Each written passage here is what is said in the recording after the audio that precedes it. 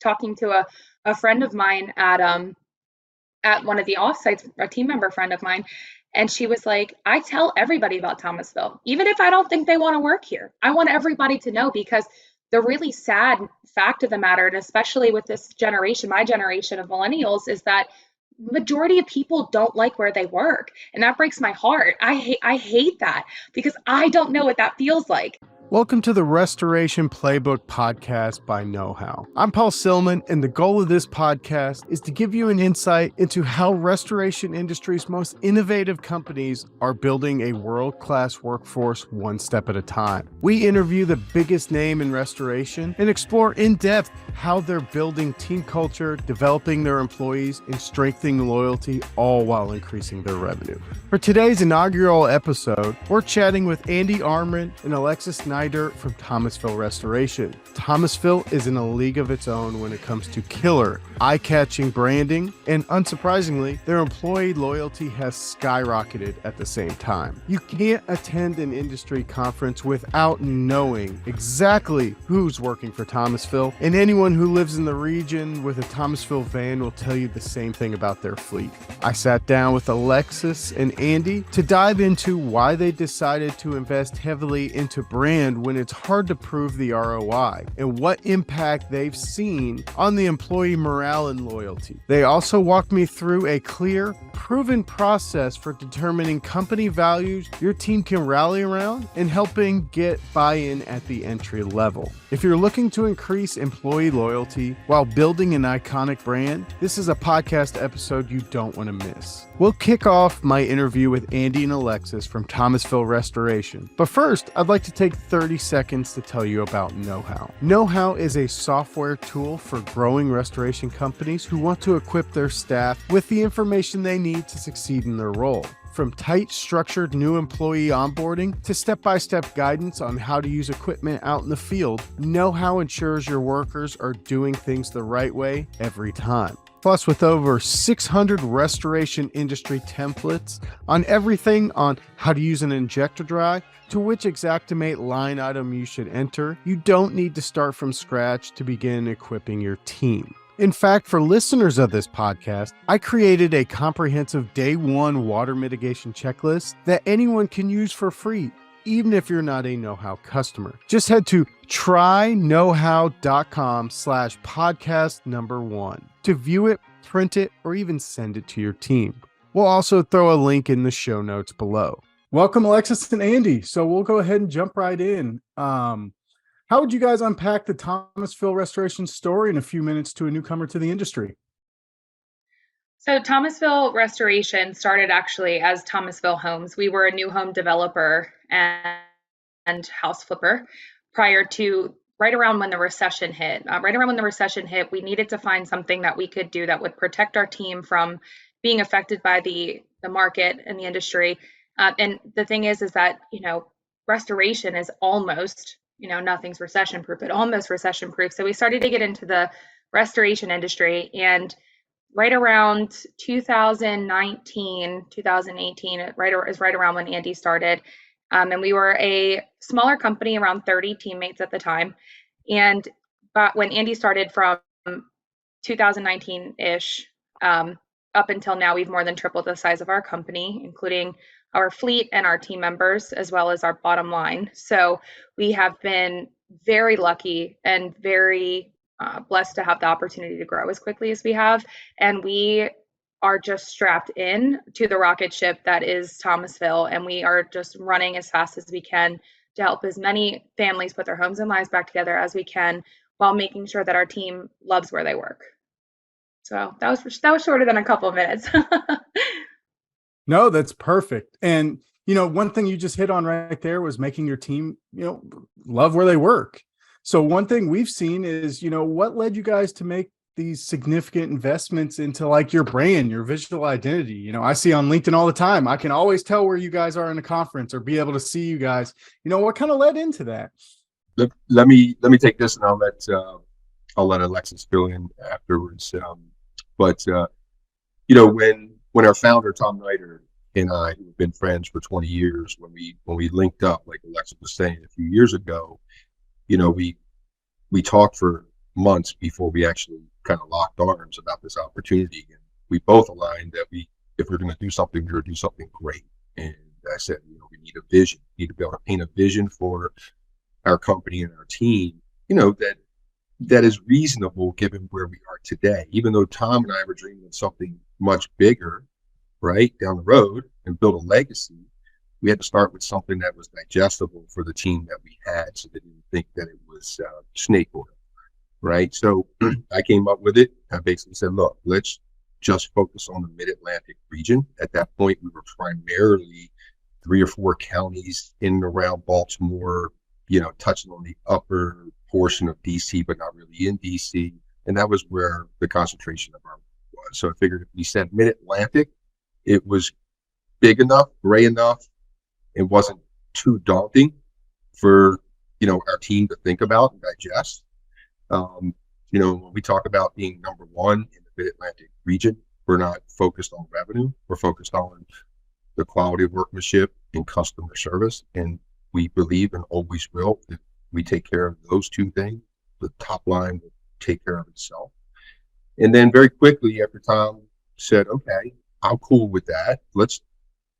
That's, worthy, noble. It's a stretch. It's going to take us a while to get there. So that's a good vision to start with. You always want to make sure of that. He then challenged me and said, but we're never going to get there unless we build a company that everybody wants to work for. So the vision's nice. I'm aligned with you on that, he said. But he said, what I really know that we need to do is build a company that everybody wants to work for. And I was like, that was pretty insightful, and I'm like, you're 100% right. That doesn't happen without this. And then once Alexus picked up on that, she came to me and said, I want to own that for the company. I said, do you?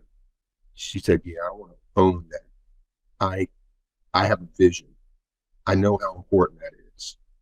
And I told her, I said, well, why don't you go put all that down on paper, because I can't see inside your head. And why don't you come back with a job description that we can talk through? And when she came back with that job description, I read it and I'm like, wow, I was blown away. And I said, you're hired. And that's how we got started. But I'll let Alexus kind of fill in as well. Yeah, it was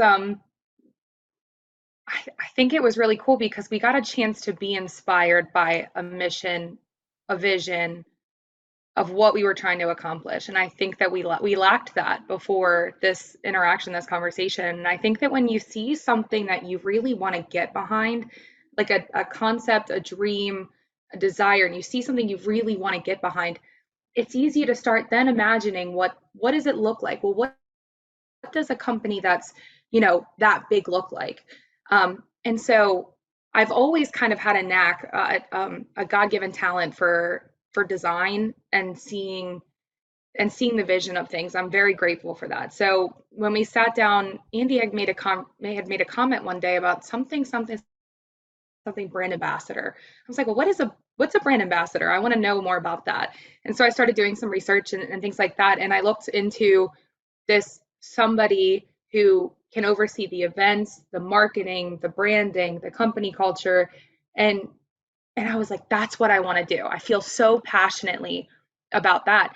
And so I came to him after working one night on the description and I said, here it is. This is what I want to do. And he said, it was like the leash was let off and I was able to just go and just start it one thing at a time, just chopping away at one thing at a time. The thing is that if you try to overhaul something so abruptly and aggressively and change dynamic, it scares people. There's nothing, change is scary for a lot of people. So what I had to do is I had to be strategic about how I introduced new things into our culture, because every company has a culture, but not every culture is good. So we had a current culture that I needed to slowly introduce into. And once it's like a snowball rolling down the hill. Once it picked up, it was faster and faster and faster. And now that's kind of the place where we're at now, where it's like, what can we do next? What investments can we make? What event or party can we throw that we can create this as a place that everybody wants to work at. So yeah, it's been a wild ride. No, that's fantastic, because culture is something that's talked about a lot, especially in restoration. Everyone talks about, oh, we have a great team culture. You can get on and see job postings, great team culture. Well, what does it actually mean? Are people actually putting team culture as a high value, thing for their business, or is it just something they talk about? And, one thing you've kind of mentioned is bringing that in, and now your guys are saying, what can we do next? What kind of impact has that had on your team morale now that you have this culture that everyone wants to be a part of?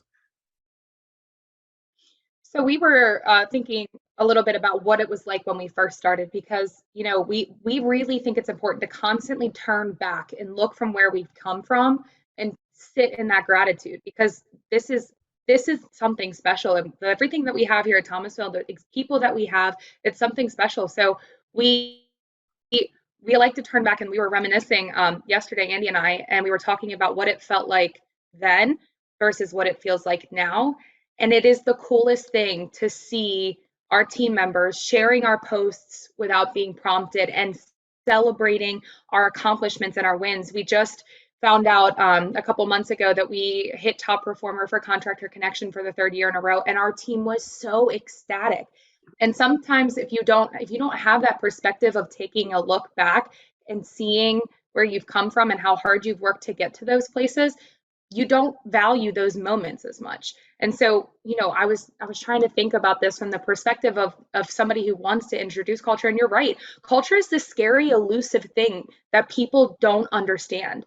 And the thing is, the generations that are coming in, obviously I read Why Workers Quit. So, there's a big portion of the generations coming in are demanding a good company culture more and more and more. And so getting with the times and being willing to do those hard things, which the hard things are writing the checks, making the investments, maybe making certain team events mandatory so you can create those atmospheres of relaxed conversation. But that means, so sometimes those things are scary, and that investment is scary.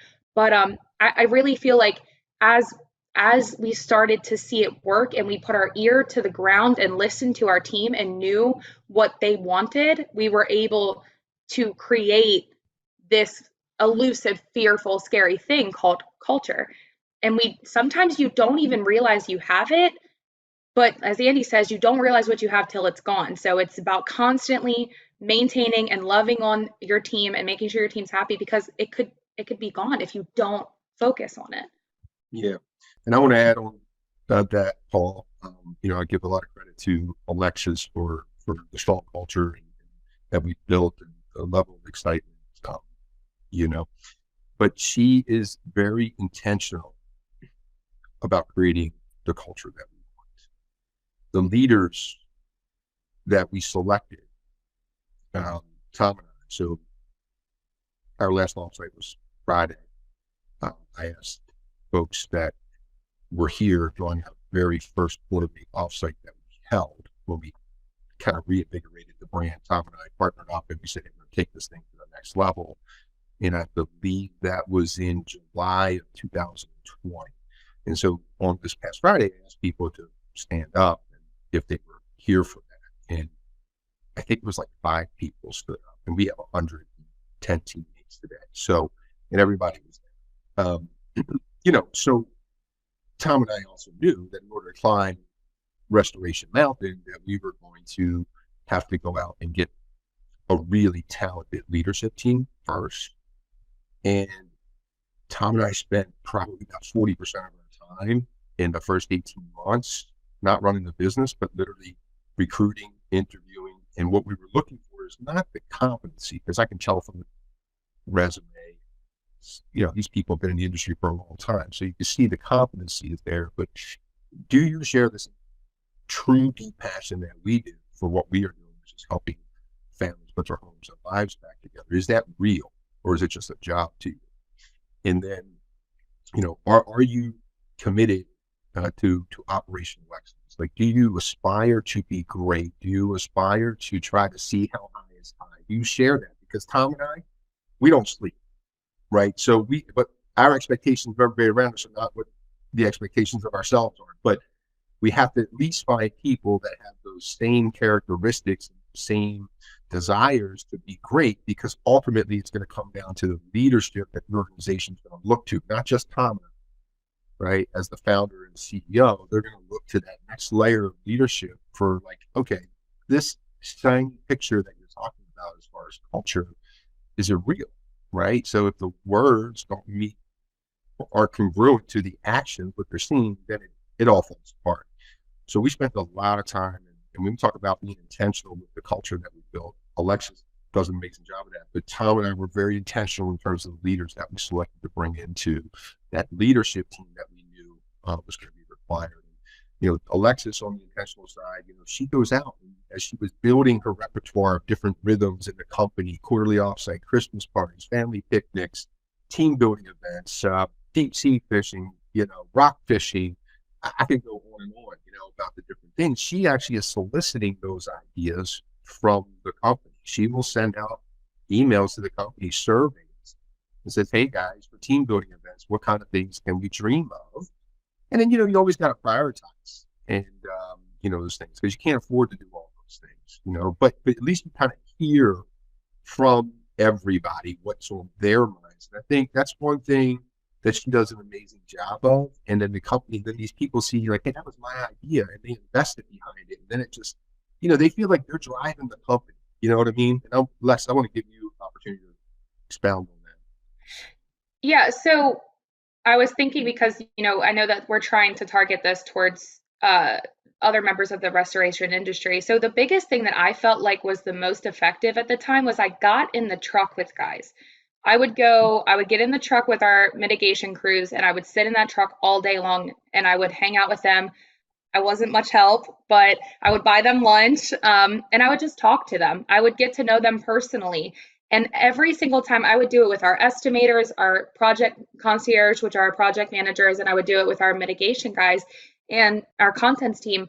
And what came from those, every single time I came home from one of those ride-alongs, I had a new idea. Our Thomasville soccer team that idea came from a ride-along with the project concierge.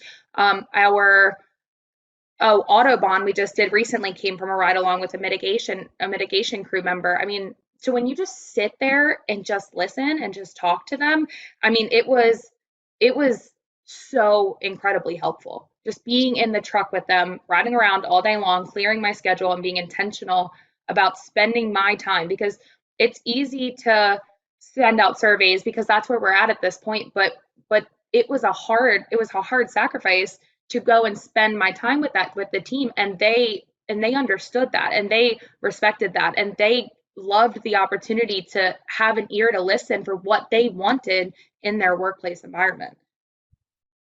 Absolutely. And one thing you just mentioned is, sacrificing that time, taking that effort, really going out and about. Like, what has your return on investments been for you just in your employee morale? Because one thing you guys said is everybody has a culture, whether or not it's good or bad. So like, what is that return on investment you guys are seeing for taking that time and effort and, investment into your team culture?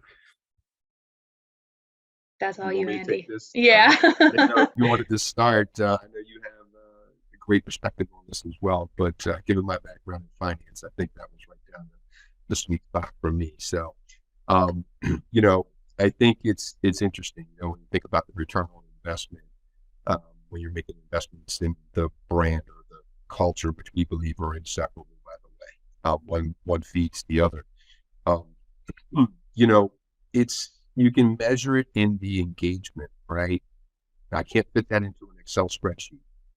And that's tough for me because I am a finance guy by trade, right? And I need to be able to put things in Excel, and I need to be able to see 1 + 1 = 2. And if it doesn't, like, I'm ripping it down, and I'm like, until it works, right? Then my world's right. And when you invest in culture, and I would suggest, and even on the brand side, it sometimes doesn't always equal 1 + 1 = 2, but you can see it in the level of excitement that people have about working at your company. You can see it in the engagement that the team has with each other.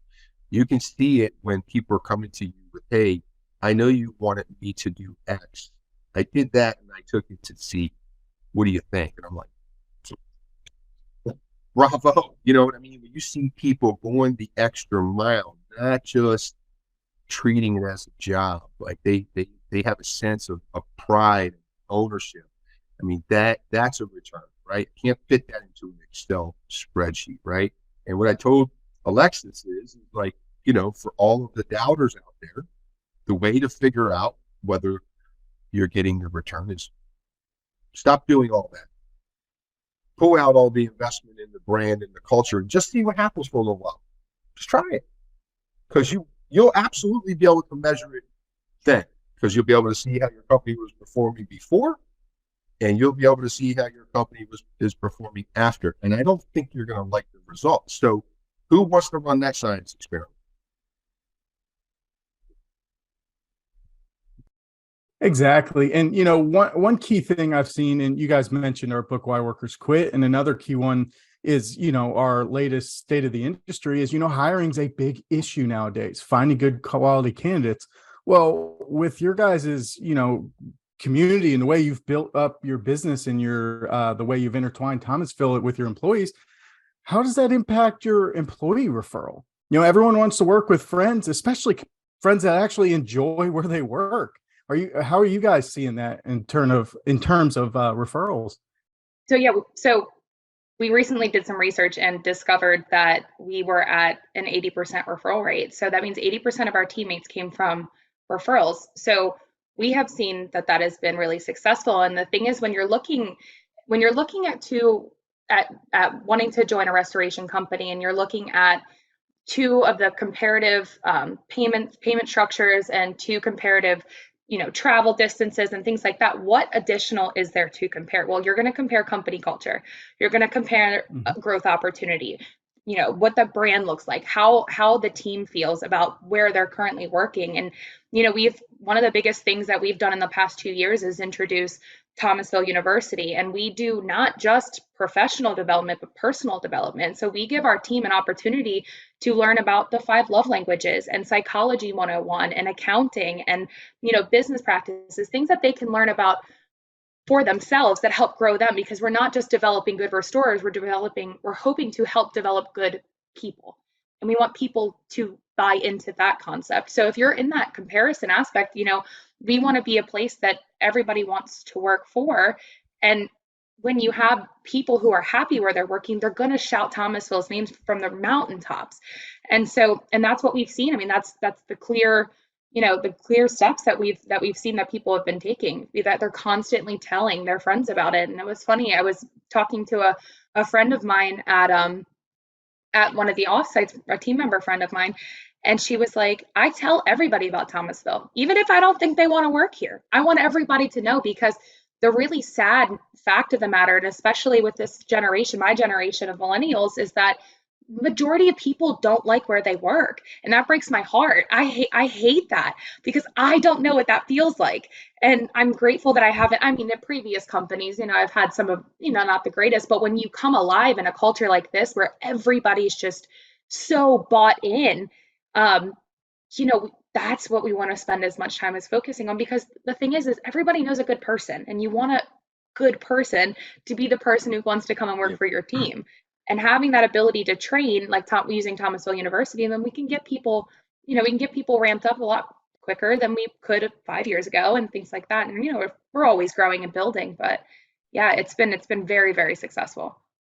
Yeah, Paul, I think the other thing that Alexus has done a really great job of, and is providing a window into all of those things. And the window I'm referring to is through social media, right? So I think about, you know, when my family sees the things on social media, they're consuming that content that Alexus creates so beautifully, and they see what we're doing as a company.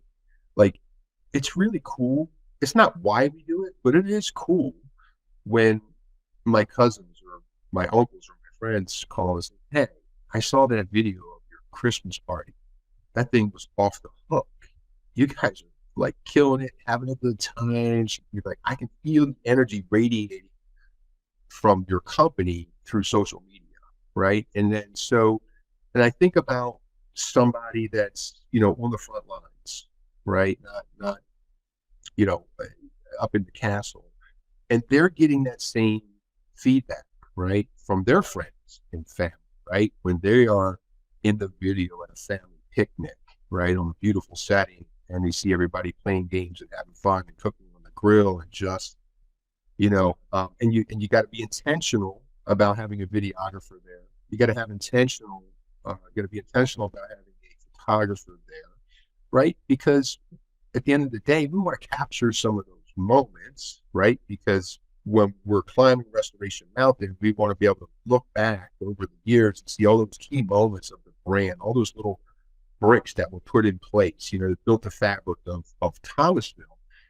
And then on top of that, we also want to be able to tell our story. And I think one of the things that I absolutely bring with me from my past experience is about telling the story, right? Build a great team, build a great product or service, and tell a great story.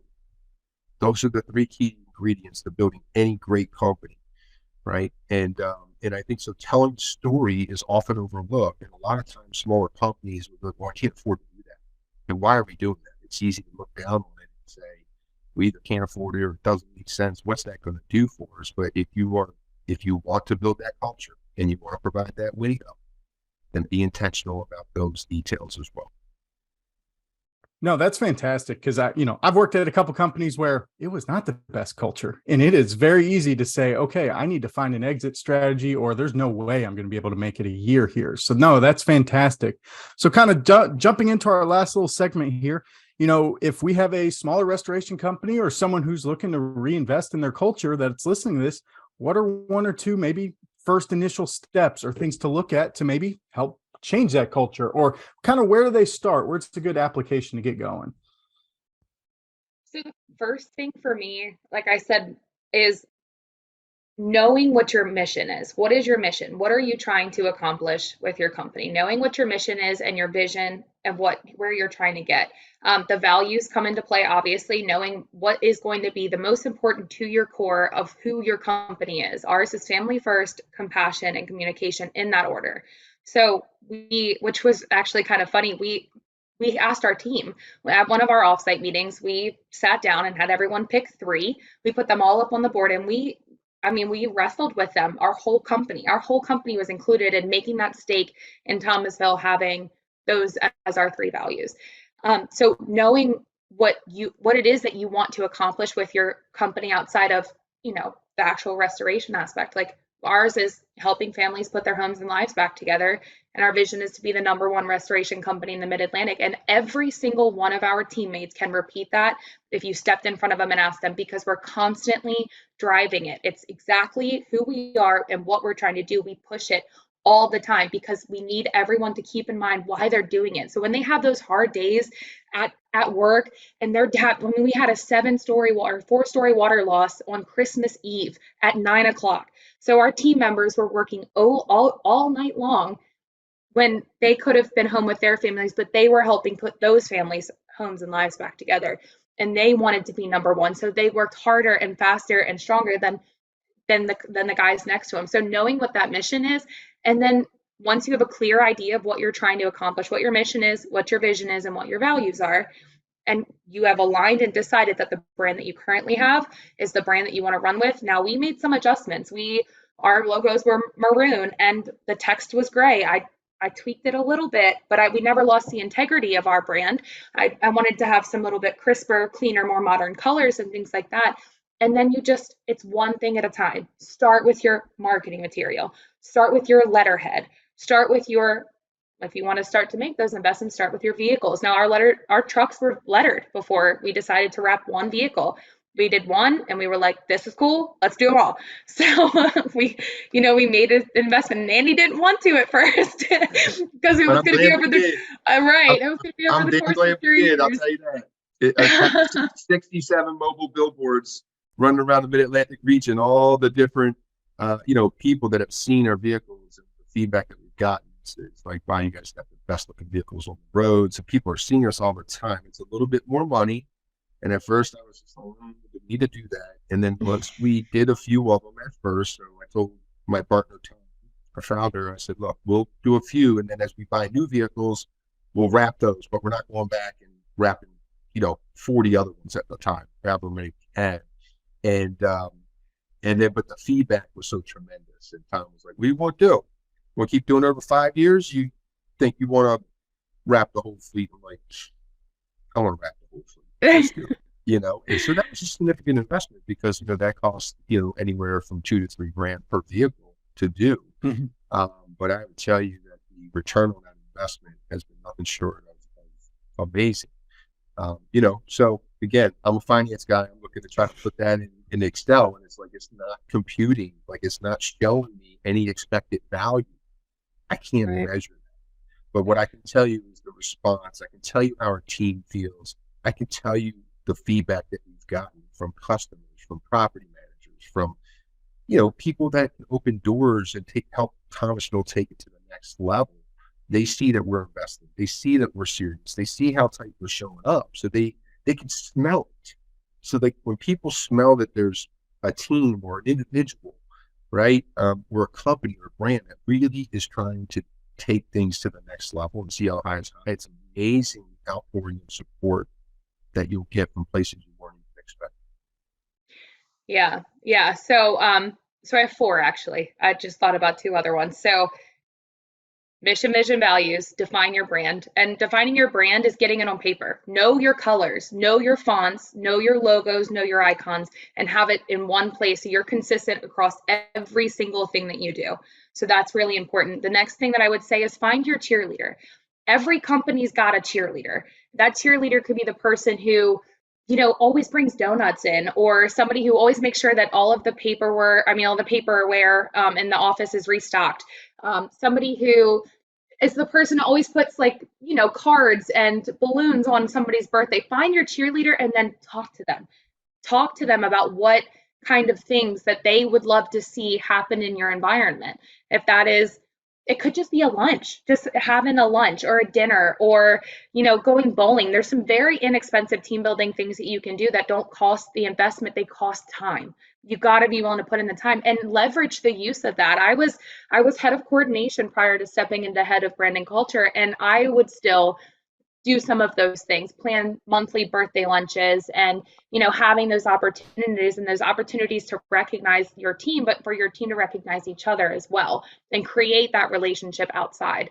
And then talk to your team. I think that the best way to talk to your team is going to be one-on-one conversations. If you start a town hall and you don't know how that conversation is going to shift, it might not be as productive as you would hope. So having those sit-down conversations, start with your leadership and then work your way.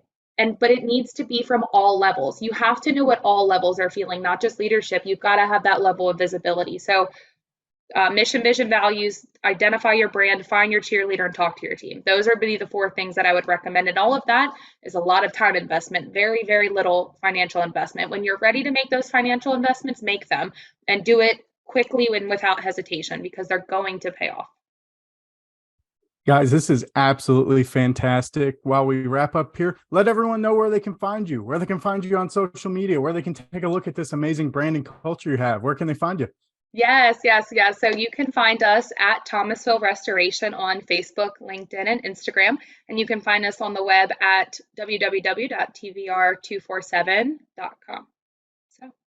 Perfect. Thank you so much. This has been amazing. Can't wait to see what's coming next from you guys. There you have it. Thanks again to Andy and Alexus from Thomasville for sharing those incredible insights with our listeners. As you heard, you can check them out at tvr247.com. This is the first ever episode of the Restoration Playbook Podcast. So if you like it, please share it with your friends and give it a good rating wherever you get your podcasts. And remember, you can get free access to my comprehensive Day 1 water mitigation checklist for free by heading to tryknowhow.com/podcast1.